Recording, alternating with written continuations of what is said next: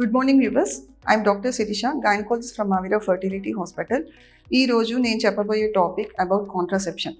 Contraception అంటే who not desiring pregnancy, they need some safer method to stop the pregnancy. And ఇలాంటి contraceptive methods మనము ఏ టైంలో ఏం తీసుకోవాలి, సో వాటి గురించి మనం ఈ రోజు డిస్కస్ చేసుకుందాం. సో ఫస్ట్గా మాకు వచ్చే కామన్ క్వశ్చన్స్, డాక్టర్ గారు మేము ఈ కాంట్రాసెప్టివ్ మెథడ్ తీసుకున్నాము, అయినా మాకు ప్రెగ్నెన్సీ వచ్చింది, ఇప్పుడు ఏం చేయాలి, అసలు మేము తీసుకున్న కాంట్రాసెప్టివ్ మెథడ్ ఎందుకు మాకు ఫెయిల్ అయింది. సో ఇలాంటి కామన్ క్వశ్చన్స్ మాకు వస్తూ ఉంటాయి. సో ఫస్ట్గా మీరు తెలుసుకోవాల్సింది ఏంటి అంటే, before starting any contraception you have to take only under doctor advice.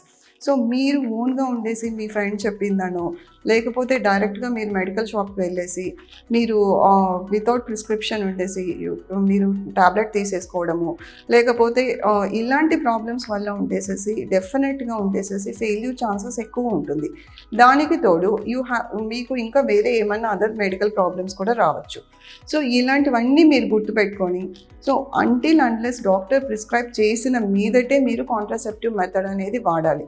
So in case ఉండేసేసి there is some unprotected intervention, అలాంటప్పుడు మీకు ఎమర్జెన్సీ కాంట్రాసెప్షన్ అవసరం అయినప్పుడు కూడా మీరుండి డాక్టర్ గారి దగ్గరికి వెళ్ళి మీరు మీ పరిస్థితి చెప్పి మీ బాడీకి అనుగుణంగా మీకు సూట్ అయ్యే కాంట్రాసెప్టివ్ తీసుకోవడం అనేది ఉత్తమమైన పని.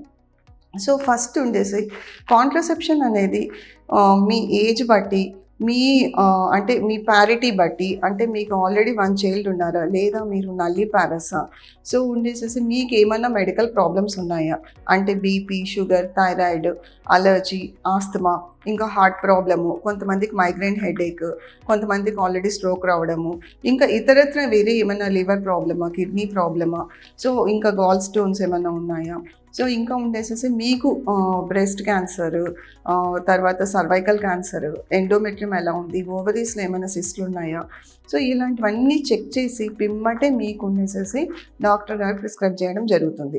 సో మీ అంతకు మీరు ఓన్గా ఉండేసేసి మేమంతా హెల్తీగా ఉన్నాము అని మీరంతకు మీరే సర్టిఫై చేసుకొని మీరు ట్యాబ్లెట్లు వీళ్ళు చెప్పింది వాళ్ళు చెప్పింది విని మీరు మీ ఆరోగ్యాన్ని పాడు చేసుకోవద్దు.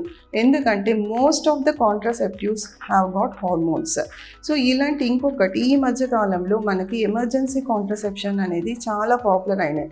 కొన్ని బ్రాండ్స్ ఆన్ అడ్వర్టైజ్మెంట్ ఐపిల్ అని చెప్పి, అన్వాంటెడ్ 72, సో ఇలాంటివన్నీ ఉండేసేసి ఎమర్జెన్సీ కాంట్రాసెప్టివ్స్గా మనకి మార్కెట్లో చాలా పాపులర్ బ్రాండ్స్. సో ఇలాంటివి వితౌట్ ఎనీ డాక్టర్ ప్రిస్క్రిప్షన్ చాలామంది పేషెంట్స్ తీసుకోవడము అనేది, దానికి తోడు ఫెయిల్యూర్ రేట్తో మా దగ్గరికి ప్రెగ్నెన్సీతో రావడము, సో ఇలాంటివన్నీ మేము చాలా కామన్గా చూస్తున్నవి.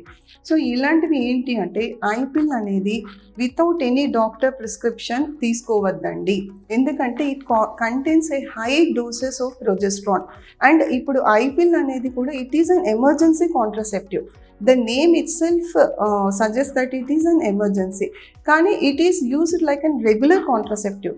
సో మంత్కి ఒక 4-5 టైమ్స్ తీసుకోవడము, సో మళ్ళీ ఉండేసేసి 4-5 టైమ్స్ అన్ప్రొటెక్టెడ్ ఇంటర్వెన్షన్ తర్వాత ఉండేసి ఫస్ట్ టైం తీసుకొని తర్వాత అన్ప్రొటెక్టెడ్ ఇంటర్వెన్షన్ అయ్యి మాకు ఫస్ట్ పిల్ మాకు ప్రొటెక్షన్ ఇస్తుంది అనుకోవడము, ఇది కరెక్ట్ కాదండి. సో ఏదైనా సరే ఇలాంటివి ఎమర్జెన్సీ అనేవి ఓన్లీ ఎమర్జెన్సీగానే వాడాలి, రెగ్యులర్గా వాడకూడదు. సో మీకు ఏ ప్రాబ్లం ఉంది, మీకు ఉండి మీ అవసరం ఏంటి అనేది మీరు మీ డాక్టర్ గారికి తో డిస్కస్ చేసిన పిమ్మటే మీ బాడీకి ఏ కాంట్రాసెప్టివ్ మెథడ్ సూట్ అవుతుందో అది ఇవ్వడం జరుగుతుంది. సో మీరు ఈ విషయం మాత్రం చాలా బాగా గుర్తుంచుకోవాలి. సో ఐపిల్లో ఉండేసి హై డోసెస్ ఆఫ్ ప్రొజెస్ట్రాన్ ఉండి, ఇది ఈ ట్యాబ్లెట్ ఉండేసేసి ఈ 1.5 mg ఆఫ్ ప్రొజెస్ట్రాన్ ఉంటుందండి, 11 ఆర్జెస్ట్రాన్ ఉంటుంది. సో ఇది ఉండి ఆల్రెడీ ఉండి ఎగ్ స్పర్మ్ మీట్ అవ్వకుండా చూస్తుంది. ఒకవేళ ఆల్రెడీ ఉండి మీట్ అయినా కానీ ఎంబ్రియో ఉండేసేసి గర్భసంచిలో అతకకుండా ఉండేటట్లు చూస్తుంది. సో ఇలాంటివి మెకానిజమ్స్ ద్వారా ఉంటుంది. కానీ ఇప్పుడు ఐపిల్ అనేది as soon as possible unprotected intervention అయిన వెంటనే తీసుకోవడం అనేది చాలా ఉత్తమమైన పని.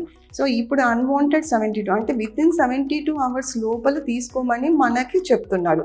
సో దీని ఎఫికసీ అనేది యాజ్ సూన్ యాజ్ అంటే ఎంత తొందరగా తీసుకుంటే అంత ఎఫికసీగా అంత ఎఫెక్టివ్గా పనిచేస్తుంది. కానీ కొంతమందికి ట్యాబ్లెట్ తీసుకున్న వెంటనే ఒక 2 అవర్స్లో వామిటింగ్ చేసుకుంటే ఈ పిల్ పనిచేయదు.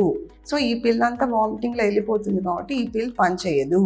సో ఇంకొకటి ఏంటి అంటే ఈ పిల్ తీసుకున్నాక కొన్ని సైడ్ ఎఫెక్ట్స్ కూడా కనిపిస్తాయి. కొంతమందిలో నాసియా, వామిటింగ్, సో ఇలాంటివి, ఇర్రెగ్యులర్ బ్లీడింగ్, ఇలాంటివన్నీ చూస్తుంటాం అనమాట. సో ఇలాంటివి చూస్తున్నప్పుడు మనకి మీరు డాక్టర్ గారిని సంప్రదించాలి. కొంతమందికి పీరియడ్స్ మిస్ అవుతాయి అంటే రెగ్యులర్ మెన్సెస్ ఉన్నప్పుడు. సో వాళ్ళు ఏమనుకుంటారు అంటే చాలామంది ఇవి డిలేడ్ పీరియడ్స్ అని అనుకుంటారు, కానీ అది 100% కాదండి. ఖచ్చితంగా ప్రెగ్నెన్సీ అనేది మనం టెస్ట్ చేసుకోవాలి. సో ఏ కాంట్రసెప్టివ్ మెథడ్కి 100% ఎఫికసీ లేదు. సో ఇప్పుడు మనకున్న కాంట్రసెప్టివ్ మెథడ్స్ అన్నీ 100% కంటే తక్కువ ఉన్న ఎఫికసీతో వర్క్ చేస్తున్నట్టువే. మీరు ఎంత కరెక్ట్గా తీసుకున్నా కానీ 1% ఫెయిల్యూర్ రేట్ అనేది ఉంది. సో ఈ విషయం మీరు గుర్తుంచుకోవాలి.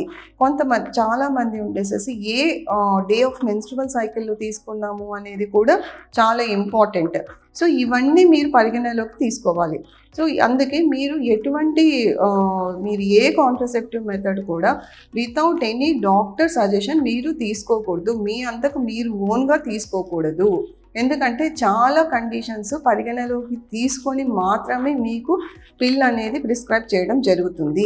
కొంతమందికి హార్మోన్స్ అనేటివి ప్రిస్క్రైబ్ చేయకూడదు. ఎందుకంటే వాళ్ళ మెడికల్ కండిషన్ బట్టి వాళ్ళకి ప్రిస్క్రైబ్ చేయకూడదు అనమాట. హార్మోన్స్ అనేది అవాయిడ్ చేయాలి. అలాంటప్పుడు మనకి నాన్ హార్మోనల్ పిల్ కూడా అవైలబిలిటీ ఉందండి. సో దానిని సహేలి అని ఒక పాపులర్ బ్రాండ్ అనమాట. ఛాయా అని చెప్పి గవర్నమెంట్ హాస్పిటల్స్లో కూడా ఆ బ్రాండ్ మనకి అవైలబిలిటీ ఉంది. సో అది ఎవరికి యూజ్ అవుతుందో వాళ్ళకి మనం ప్రిస్క్రైబ్ చేయడం జరుగుతుంది. కొంతమందికి సింగిల్ కాంట్రసెప్టివ్ మెథడ్తో పాటు డబుల్ కాంట్రసెప్టివ్ మెథడ్ కూడా చెప్పడం జరుగుతుంది. సో ఇవన్నీ మీరు గుర్తుపెట్టుకొని మీరు మీ సొంత వైద్యాలు మానుకొని ఖచ్చితంగా మీరు ఏ కాంట్రసెప్టివ్ మెథడ్కి వెళ్ళాలనుకున్నా కానీ మీరు డాక్టర్ గారి దగ్గరికి వెళ్ళి సో మీవి చాలా కండిషన్స్ పరిగణలోకి తీసుకోవడం జరుగుతుంది. మీ ఏజ్, మీ ప్యారిటీ, మీ మెడికల్ కండిషన్, మీ హెల్త్ హిస్టరీ, సో ఇంకా ఉండేసేసి మీ మెన్స్ట్రువల్ సైకిల్, సో ఇలాంటివి ఎన్నో కండిషన్స్ తీసుకొని మీ పాస్ట్లో మీకు ఏమైనా ఎక్టోపిక్ ప్రెగ్నెన్సీస్ ఉన్నాయో సో ఇలాంటివన్నీ మీ పరిగణలోకి తీసుకొని మాత్రమే మీకు సూట్ అయ్యే కాంట్రసెప్టివ్ మెథడ్ అనేది ప్రిస్క్రైబ్ చేయడం జరుగుతుంది. సో ఇవన్నీ మీరు గుర్తుపెట్టుకొని మీ ఓన్ ప్రిస్క్రిప్షన్స్ స్టాప్ చేసేసి మీకు సూట్ అయ్యే కాంట్రసెప్టివ్ మెథడ్ వాడి దానివల్ల మీరు ఉపయోగపడతారని ఆశిస్తున్నానండి. థ్యాంక్ యూ అండి.